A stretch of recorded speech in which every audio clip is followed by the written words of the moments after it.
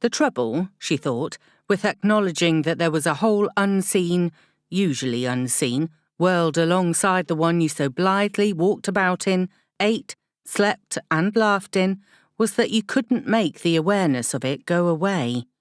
It lurked there at the edge of consciousness ever after, and everything you did or thought had to take it into consideration.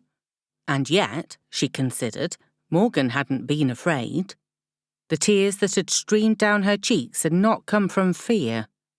When she'd spoken of the dark entities, she'd been crying for their pain, not from fear of them. Winsome took a deep breath, then barked a laugh. Instead of, what would Jesus do, she kept finding herself asking what Morgan Wilde would do. Right, she said out loud, I'm going. It was only for a sit-down and a chat, she reminded herself. Even though Mrs. Busby had asked for a blessing, Winsome wanted to get the lie of the land before she did one.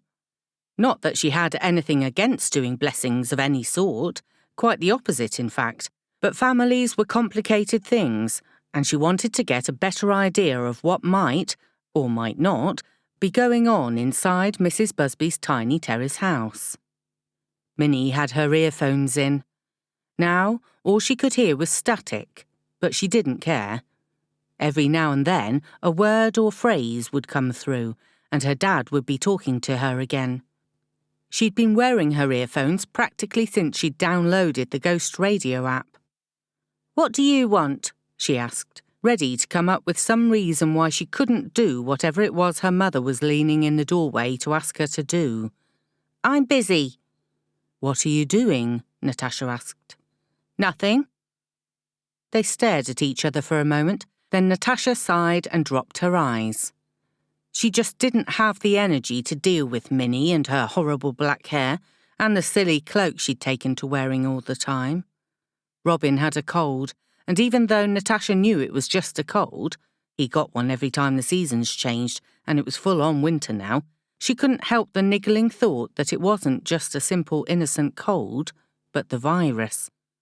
Even telling herself that was nonsense, that no one in Welsford had the virus, she couldn't stop waiting for him to have convulsions, or stop being able to breathe normally, or whatever it was the virus did to little kids. Didn't it do extra special things when the person with it was just a little kid? She rubbed her hands together, a compulsive gesture. She'd been washing them a lot recently, not wanting to get the virus from Robin, even though she knew he didn't have it.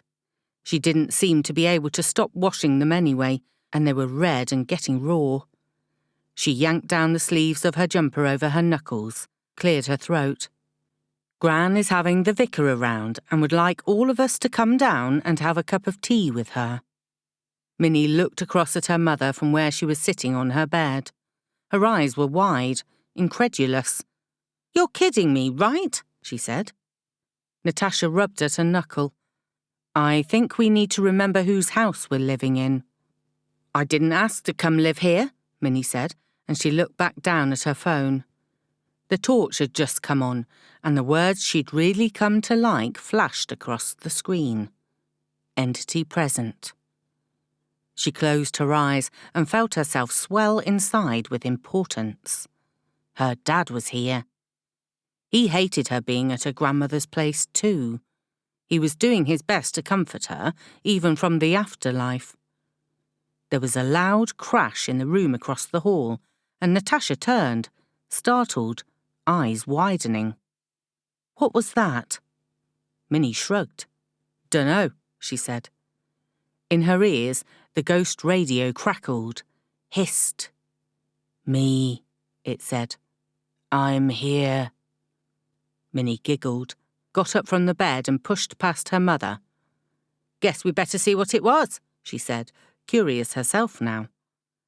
The crash had come from her grandmother's tiny room, and Minnie pushed the door open.